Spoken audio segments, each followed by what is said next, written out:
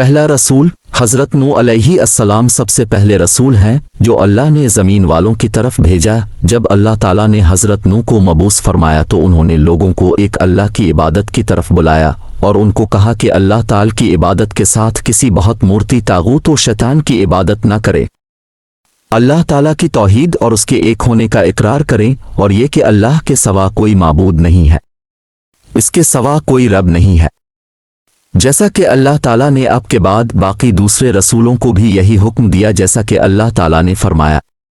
اور نوح علیہ السلام کی طرف وحی کی گئی کہ تیری قوم میں سے جو ایمان لا چکے ان کے اور کوئی ایمان نہیں لائے گا تو جو کام یہ کر رہے ہیں ان کی وجہ سے تم غم نہ کھاؤ، اور ایک متقی ہمارے حکم سے ہمارے روبرو بناؤ، اور جو لوگ ظالم ہیں ان کے بارے میں ہم سے کچھ نہ کہنا کیونکہ وہ ضرور غرق کر دیے جائیں گے۔ تو نوح علیہ السلام نے کشتی بنانی شروع کر دی، اور جب ان کی قوم کے سردار ان کے پاس سے گزرتے تو ان سے ٹھٹھا مذاق کرتے تو وہ کہتے کہ جس طرح تم ہم سے مذاق کرتے ہو تو اسی طرح ایک وقت پہ ہم بھی تم سے مذاق کریں گے، اور تم کو جلد معلوم ہو جائے گا کہ کسی پر عذاب آتا ہے جو اسے رسوا کرے گا، اور کس پر ہمیشہ کا عذاب نازل ہوتا ہے، یہاں تک کہ جب ہمارا حکم پھنچا اور توڑ جوش مارنے لگا تو ہم نے نوح کو حکم دیا کہ ہر تم کے جانداروں میں سے جوڑا جوڑا دو جانور، ایک نر اور ایک مادہ لے لو، اور جس شخص کی نسبت حکم ہو چکا ہے کہ ہلاک ہو جائے گا اس کو چھوڑ کر اپنے گھر والوں کو اور جو ایمان لایا ہو اس کو کشتی میں سوار کر لو، اور ان کے ساتھ بہت کم ہی لوگ ایمان لائے تھے۔ نوقا نے کہا کہ اسی کا نام لے کر اس میں سوار ہو جاؤ کہ اس کے ہاتھ میں ہے صرف اس کا چلنا اور اس کا ٹھہرنا، بے شک میرا پروردگار بخشنے والا مہربان ہے۔ اور وہ ان کو لے کر طوفان کی لہروں میں چلنے لگی۔ لہریں کیا تھیں؟ گویا پہاڑ تھے۔ اس وقت توزا نے اپنے بیٹے کو کہ وہ ستی سے الگ تھا پکارا کہ بیٹا ہمارے ساتھ سوار ہو جا اور کافروں میں شامل نہ ہو۔ اس نے کہا کہ میں ابھی پہاڑ سے جالگوں گا اور وہ مجھے پانی سے بچا لے گا۔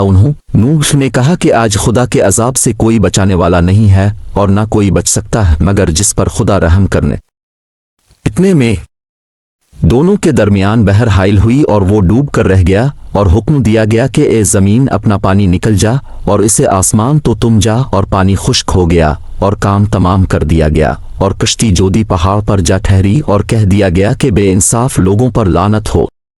اور نوح نے اپنے پروردگار کو پکارا اور کہا کہ میرا بیٹا بھی میرے گھر والوں میں سے ہے تو اس کو بھی نجات دے، تیرا وعدہ سچا ہے اور تو سب سے بہتر حاکم ہے۔ اللہ تعالیٰ نے جواب میں فرمایا کہ اے نوقا وہ تیرے گھر والوں میں سے نہیں ہے کیونکہ اس کے کام ہی ناشائستہ ہیں، تو جس چیز کی حقیقت ہی تم کو معلوم نہیں ہے اس کے بارے میں مجھ سے سوال نہ کرو، اور میں تم کو نصیحت کرتا ہوں کہ نادان نہ بنو۔ نوح علیہ السلام نے عرض کی کہ اے میرے پروردگار میں تجھ سے پناہ مانگتا ہوں کہ میں تجھ سے ایسی چیز کا سوال کروں جس کی حقیقت مجھے معلوم نہیں، اور اگر تو مجھے نہیں بخشے گا اور مجھ پر رحم نہیں کرے گا تو میں تباہ ہو جاؤں گا۔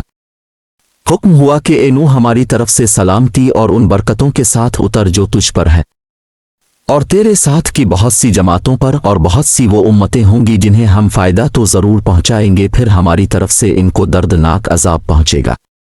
یہ حالات من جملہ غیب کی خبروں کے ہیں جو ہم تمہاری طرف بھیجتے ہیں، اور اس سے پہلے نہ تو تم ہی ان کو جانتے تھے اور نہ تمہاری قوم ہی ان سے واقف تھی، پس صبر کرو۔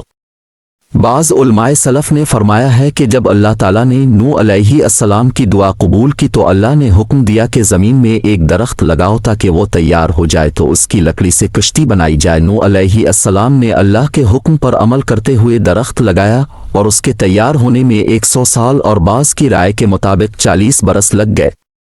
ہی کا بھلا ہے۔ بعض علماء سلف نے فرمایا ہے کہ جب اللہ تعالیٰ نے نوح علیہ السلام کی دعا قبول کی تو اللہ نے حکم دیا کہ زمین میں ایک درخت لگاؤ تاکہ وہ تیار ہو جائے تو اس کی لکڑی سے کشتی بنائی جائے۔ نوح علیہ السلام نے اللہ کے حکم پر عمل کرتے ہوئے درخت لگایا اور اس کے تیار ہونے میں 100 سال اور بعض کی رائے کے مطابق 40 برس لگ گئے۔ حضرت قارئین فرماتے ہیں کہ اس کی لمبائی 300 ہاتھ اور چوڑائی 50 ہاتھ تھی، اور تورات میں بھی یہی ہے جس کا مجھے دیکھنے کا موقع ملا ہے، اور حضرت حسن بصری فرماتے ہیں کہ اس کی لمبائی 600 ہاتھ تھی اور چوڑائی 300 ہاتھ تھی۔ سب اہل رائے کہتے ہیں کہ اس کی بلندی 30 ہاتھ تھی، اور وہ کشتی 3 منزلوں والی تھی اور ہر منزل 10 ہاتھ اونچی تھی۔ نچلا حصہ چوپایوں اور जंगली जानवरों के लिए था और दरमियानी हिस्सा इंसानों के लिए था और सबसे ऊपर वाला परिंदों के लिए मखसूस था। इसका दरवाज़ा चौड़ाई की जानिब था, उसको ऊपर से एक ढक्कन से मुकम्मल तौर पर बंद कर दिया गया था। सबसे पहले परिंदों में से कश्ती में तोता सवार हुआ और जानवरों में से आखिरी जानवर गधा दाखिल हुआ और इब्लीस गधे की दम पकड़कर कश्ती में सवार होगी। जब नूह अलैहिस्सलाम ने कश्ती में हर किस्म के जानवरों का एक एक जोड़ा सवार कर लिया तो आपके साथियों ने कहा, हम कैसे मुतमईन हो सकते हैं, या यूं कहा कि हमारे जानवर कैसे पुरसुकून हो सकते हैं जबकि हमारे साथ शेर भी है। तो अल्लाह ताला ने इस पर बुखार मुसल्लत कर दिया और स्नैन पर सबसे पहले बुखार इस वक्त नाजिल हुआ। फिर उन्होंने चूहे की शिकायत की कि यह हमारे खाने पीने के सामान को खराब कर देगा। तो अल्लाह ताला ने शेर की तरफ इल्हाम किया, इसने छींक ली तो इससे भी बली निकली और चूहा को देखकर कहीं छप गया। कश्ती में सवार लोगों की तादाद कितनी थी, इस बारे में मुफस्सरीन व मौरखीन का इख्तिलाफ है। हज़रत इब्न अब्बास अली अल्लाह का कौल है कि औरतों समेत इसी अफराद थे। हज़रत काब फरमाते हैं बेहतर अफराद थे, और ये भी कहा गया है कि 10 अफराद थे। और एक कौल यह है कि नूह अलैहिस्सलाम के 3 बेटे और आम बेटे की बीवी समेत 4 बहुएं भी सवार हो, ये सिर्फ आम अलग हुआ और नजात न पा सका। और ये बात कुरान मजीद की आयत के ज़ाहिर के सरी खिलाफ है, क्योंकि आयत में साफ तसरीह है कि अब पर ईमान लाने वाले दीगर लोग भी बच गए थे। हज़रत इब्न अब्बास अली अल्फीना से मरवी है कि उन्होंने फरमाया कि नूह अलैहिस्सलाम के साथ कश्ती में इसी आदमी और उनके घर वाले सवार थे और कश्ती में 150 दिन ठहरे और अल्लाह ताला ने कश्ती मक्का की जानिब मुतवज्जे कर दी तो वो 40 दिन बैत अल्लाह शरीफ के गिर्द चक्कर लगाती रही। फिर अल्लाह ने इसको जोदी पहाड़ की तरफ मोड़ दिया तो वो वहां ठहर गई और नूह अलैहिस्सलाम ने कौवे को भेजा कि वो ज़मीन के मुतालिक खबर लाए। वो गया और मर्दों पर बैठकर उनका गोश्त खाने लग गया और लेट हो गया। फिर उन्होंने कबूतर को भेजा तो वो जैतून के पत्ते लाया और उसके पाँव मिट्टी में लिथड़े हुए थे। तो नूह अलैहिस्सलाम समझ गए कि पानी खुश्क हो गया है, तो वो जोदी पहाड़ से नीचे उतरे और वहां एक बस्ती आबाद की जिसका नाम समानियन रखा। एक दिन वो सुबह उठे तो वो इसी आदमी इसी ज़बानें बोल रहे थे। इनमें से एक ज़बान अरबी थी, वो एक दूसरे का कलाम नहीं समझते थे और नूह अलैहिस्सलाम उनकी तर्जुमानी कर रहे थे। हज़रत क़तादा वग़ैरह फरमाते हैं कि नूह या शाम रजब की 10 तारीख को कुश्ती पर सवार हुए और 150 दिन चलते रहे और 1 महीना जोदी पहाड़ पर रहे और मुहर्रम की 10 तारीख को कश्ती से उतरे। फिर इन सब ने इस दिन रोज़ा रखा।